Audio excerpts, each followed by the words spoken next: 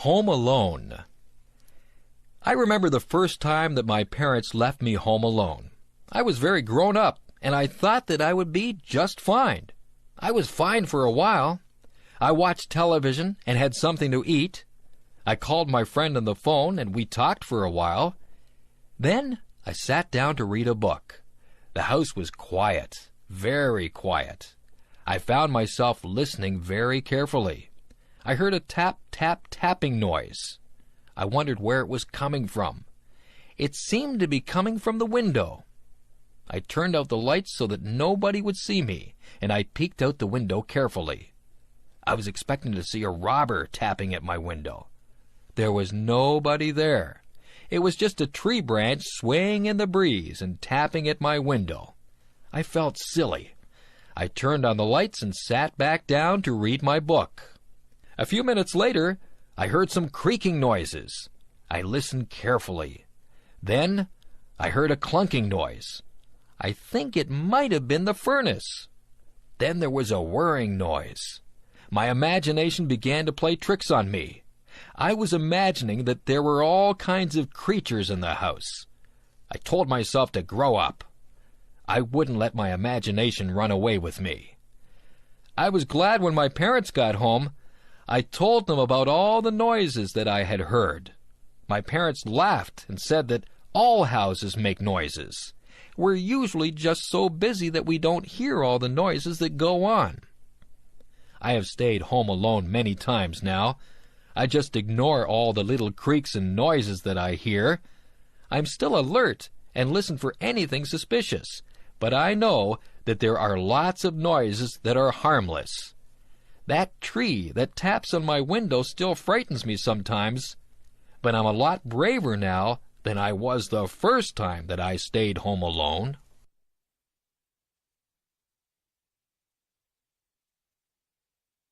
Family. What does the word family mean to you? The easiest way to define family is to talk about who you are related to. Usually there is a mom and a dad, and children who are brothers and sisters. This would be the core family. Then there is the extended family, which would include grandparents, aunts and uncles, cousins, nieces, and nephews, and in-laws. People married to your brothers or sisters, husband or wife. However, I think the word family has a much deeper meaning. The word family brings words to my mind like love, support, help, kindness, fun, love, trips, closeness, love, forgiving, sharing, love, understanding, respect, and love. You'll notice one word that is repeated over and over again: love. I believe if a family has real love for one another, they will be able to overcome any problems they may have. Actually, they may not have too many problems if they all love and respect one another. However, there are things that cannot be helped, like death, sickness, or accidents. It is during those hard times that a family's love helps them to go through those experiences. We had quite a few children in my family. There were brothers and sisters, which included an adopted brother and a number of foster children too. I was also very fortunate that I had both my mom and dad to live with and do things like vacations together. We had a lot of fun, and there were some times of tears too. Above all, we love one another. Family is a wonderful thing. I am so lucky.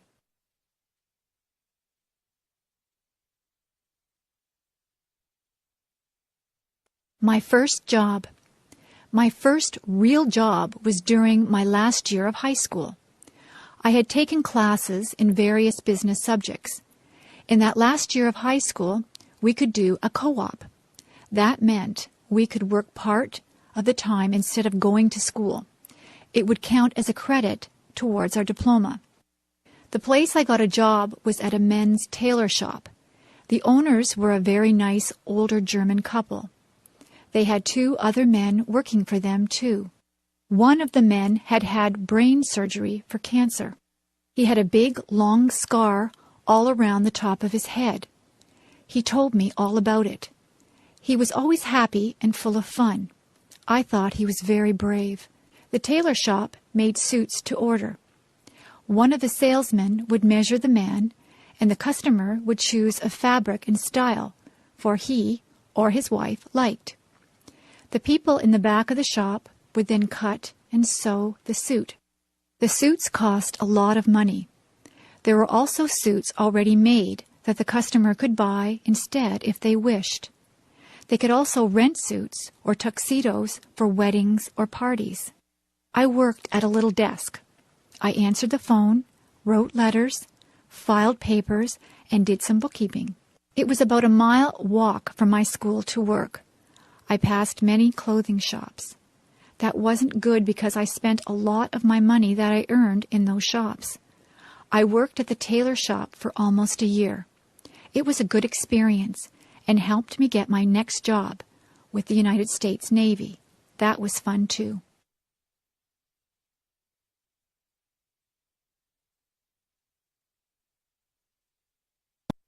First trip away from home. Today I'm going to my friend's house. Her name is Valerie.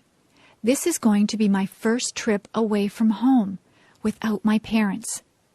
My dad is driving me to Valerie's house, and I'll be staying there for 2 weeks. Her mom will drive me back home.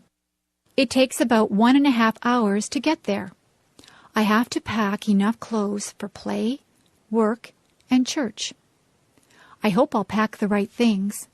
Of course, I have to remember my toothbrush and hairbrush. Valerie lives on a farm. I'll be helping her dad with milking the cows, I think. We'll play up in the hayloft after we have helped put the bales into the barn. We'll be all itchy when the job is done. There are a lot of things to do on a farm. Her mom is a good cook and will feed us well. There is a nice pond where we can go swimming. I mustn't forget my bathing suit. I wonder if the farm dog comes into the pond too. That would be funny. My dad and Mom are giving me money just in case we go shopping. I hope we do go shopping because I want to buy lots of candy. I won't tell my Mom that. Oh dear, I hear Dad yelling, "Let's go!" I haven't even finished packing my things yet. I guess I better stop writing this now and get busy fast. Bye.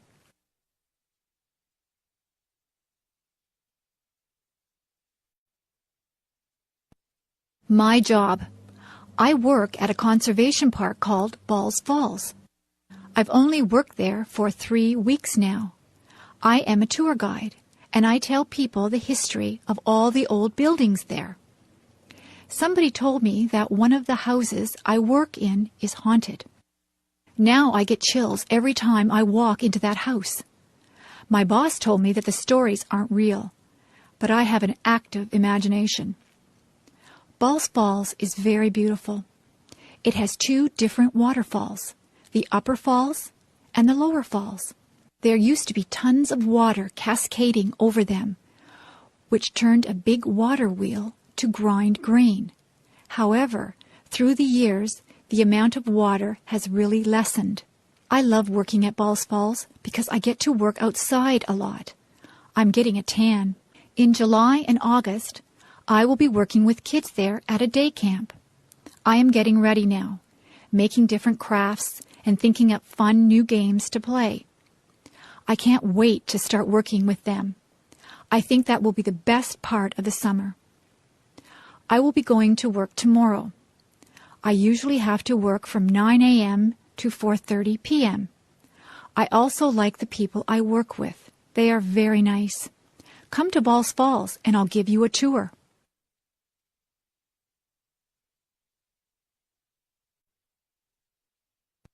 My hobby. Let's see. Today I might go fly a kite or maybe go for a swim. It is hot outside and I don't know what to do. My mom tells me that I should do something that I like doing on hot days. Since our house is nice and cool, I guess I'll stay inside and work on my hobby.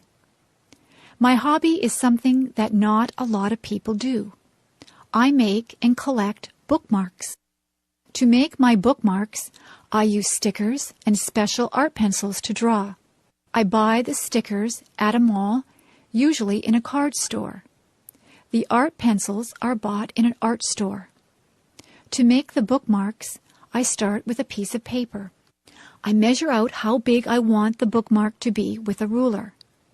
I once made a bookmark so big that it couldn't even be used in a very big book. After I measure it, I draw lines so that I can cut it straight. Sometimes I use fancy scissors that cut zigzag or frills. Then I start to decorate them. I like to draw cartoons and flowers on my bookmarks. Sometimes I even put real flowers on them. A lot of the time, I write little sayings on the bookmarks. I like to give my bookmarks to friends and family. Sometimes I even sell my bookmarks to people. I like my hobby. I can draw whatever I want on the bookmarks. Maybe sometime in the future, I will be a famous bookmark maker and even have my own store.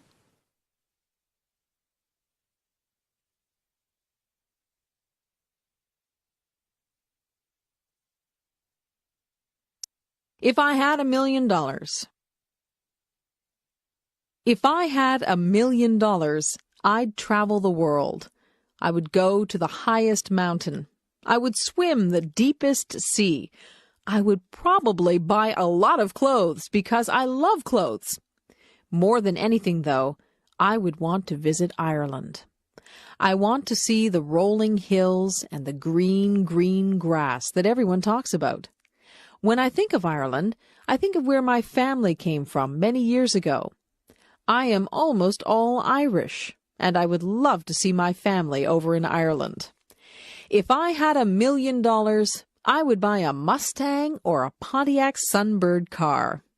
I would buy a nice house with a big backyard and an outdoor and indoor pool. I would love to take my family wherever they wanted to go. I would buy them wonderful presents, too. However, I know that money does not buy happiness. It does not buy you friends or family. It may bring some happiness only for the moment, but in the long run, your family is what will be there for you if you love them and are there for them. If I had to pick between $1 million and my family, I would pick my family. The $1 million is a nice dream. If that dream ever comes true and I do get a lot of money, I hope I would use it wisely.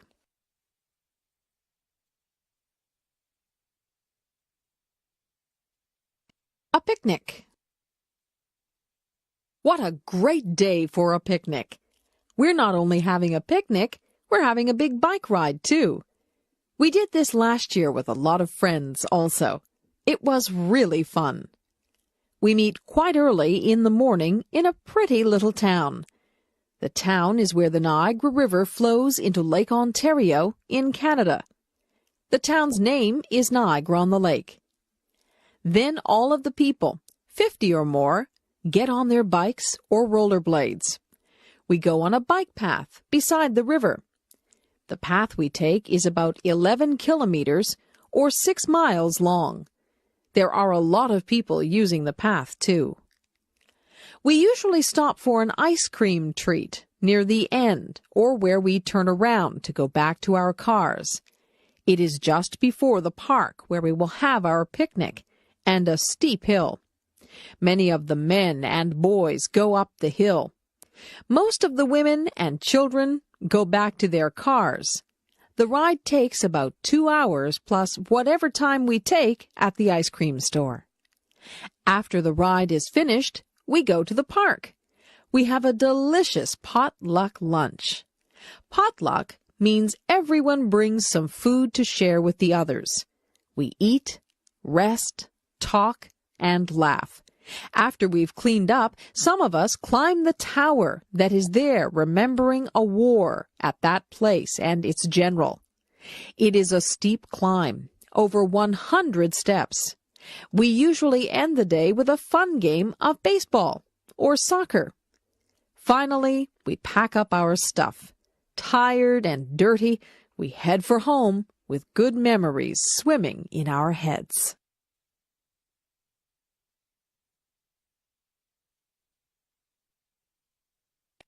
Working in my yard. I live in a house that has a small yard around it. In my yard there is a lawn and a garden. There is also a sidewalk that leads to my front door and a driveway that leads to my garage. Throughout the year, I work to maintain my yard. During the summer, I cut the grass that grows in my yard using a lawnmower. I like the smell of the grass when it has just been cut, but it's better not to cut the grass too short. When the weather is dry, I also put water on the lawn and garden so that the grass and flowers can grow. During the autumn, many leaves fall from the trees in my yard. I use a rake to collect the leaves from the lawn.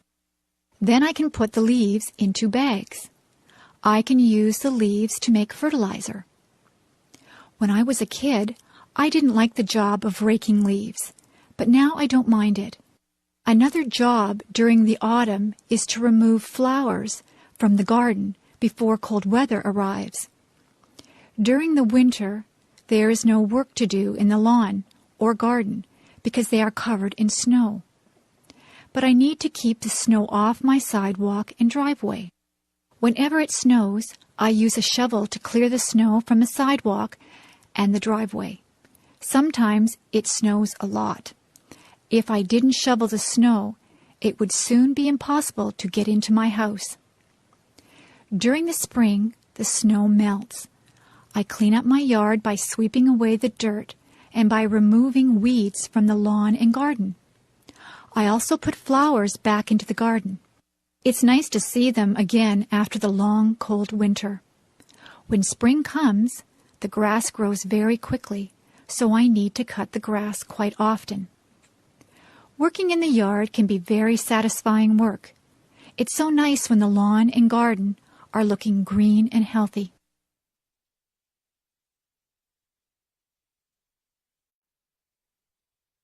Early morning. Yawn. I'm so tired. I don't like getting up in the morning. I wish I could sleep in until noon. My mom has to come into my room and shake my feet. "Get up, you lazy girl," she says. "It's time to rise and shine. It's a beautiful day." I raise my head, mumble and turn over, putting my pillow over my head. My mom yanks my pillow from off my head and starts tickling me. "Okay, I'll get up," I shriek. The sun is so bright that I squint. I think I will go outside and play. I can't wait to get up now. My mom cooks me breakfast. I have eggs, bacon, toast, and orange juice.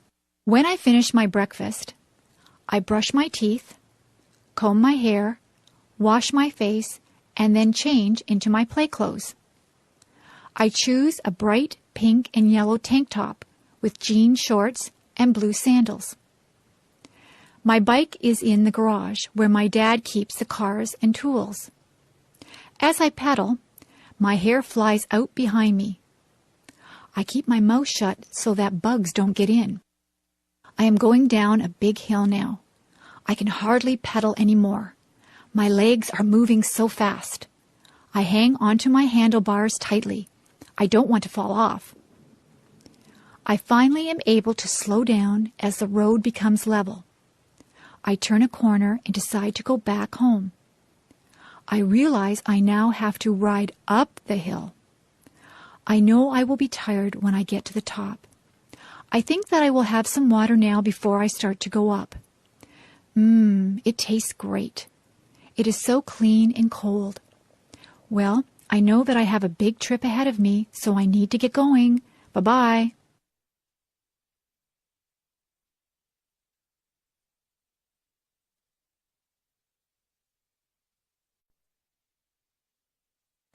The wedding.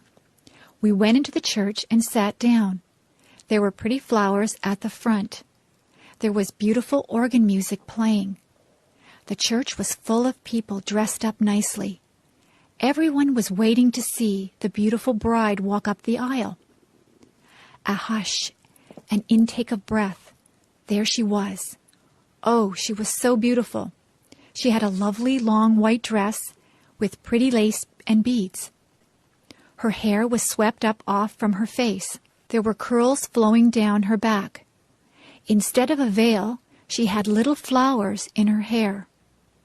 Her bouquet of tiny flowers was very, very pretty. Her dad looked very proud of her. He looked just a little sad, too.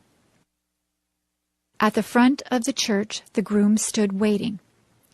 He had a beautiful, tender smile on his face. He took his bride's hand as her dad left her there. They smiled at each other. The minister read, prayed, and offered some words of advice to the lovely couple. Someone sang a pretty song. The groom slipped the simple wedding band on the bride's finger. She struggled a little to put a band on his finger.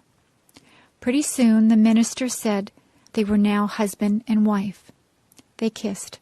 We all stood as they walked down the aisle to live the rest of their lives together as Mr. and Mrs. We cried.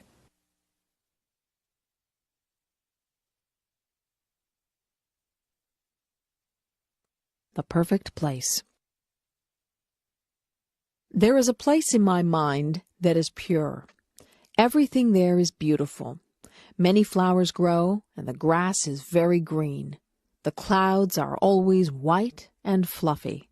The tree's branches sweep the earth floor. You can hear the sound of a waterfall. It is roaring with life, and the water races. A bird calls in the distance, and as you listen, the sound gets closer. A flapping quite near makes me turn and look. A great, magnificent eagle flies over my head. The strength I see in his powerful wings amazes me. I am never thirsty or hungry. I live off the beauty that surrounds me in this perfect place. I walk on trails that lead me to breathtaking places. The beach is my favorite spot to end up. The sand between my toes is soft and cool. I love to lie down on the sand. I watch the sun go down. Sometimes the sun is a brilliant orange. The world seems like it is on fire. Waves lull me to sleep. The seagulls wake me up. In this perfect place I have learned so much. The animals and their homes are so precious. I have learned to respect the animals. They were here first. The sounds, smells, and sights are too perfect and full of life. There is no war here, no anger or stress. I don't have to worry about pollution or destruction.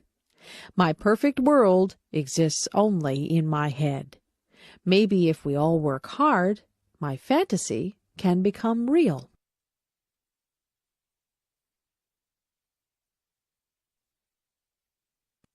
Visiting the zoo. When I was a kid, I always enjoyed visiting the zoo. My family lived far away from the zoo, so we didn't go there very often. But whenever we went to the zoo, I always had a fun and interesting time. Some of the animals were very large. Of course, the elephants were huge, and they had such an unusual appearance, with their big ears and their long trunk and tusks. The giraffes were very tall, with long necks that reached high into the trees. Some of my favorite animals were big cats. The lions looked very powerful, with their big teeth and paws. The tigers were just as big and strong, with yellow and black stripes. But the bears were even larger than these cats. The polar bears, with their bright white fur, liked to swim through the water. The grizzly bears had brown fur and liked to roam around on land. The animals from Australia seemed very unusual. The kangaroos, with their strong legs and long tail, could jump great distances across the ground. The baby kangaroo could go inside its mother's pouch.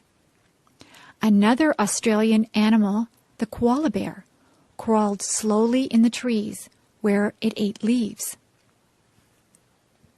The monkeys and apes were also very interesting. In many ways, they reminded me of people. Some of the monkeys were very small. They could use their arms, legs, and tail to swing through the trees. Some of the apes were very large. The gorilla was the largest of all. Sometimes a big gorilla would stand up and pound his fists on his chest. To see all the animals at the zoo took almost a whole day. By the end of the day, I was very tired from walking around. But I was also very happy to see all the amazing animals from places around the world.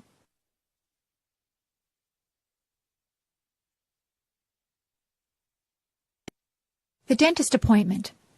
My dentist called my house the other day. He told me I needed my teeth cleaned. I set up an appointment to see him on Saturday, June the 10th.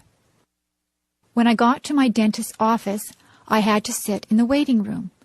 There were other people ahead of me. They finally called my name. I went into his room and sat down on a big blue chair. They leaned it back. A bright light was turned on. It hurt my eyes, so I closed them. My dentist asked me to open my mouth. I did. I thought my mouth was very big, but he told me to open it even wider. Soon he began poking around to see if I had any cavities. He flossed my teeth and put fluoride around my teeth too. The fluoride tasted like bubble gum. I had to spit into a dish-like bowl. It squirted out water. My dentist kept asking me questions. I couldn't answer because there were weird tools in my mouth. When I tried answering back, he seemed to understand, though. His helper came into the room. She asked me to open my mouth again. I had to clamp down on something that felt like rubber. She put a big camera-type machine right next to my cheek. She did this on the other side of my face as well. They took 2 pictures of my teeth. It was really cool. The dentist told me my teeth were perfect. I didn't have any problems. I could go home. "See you next year," he said.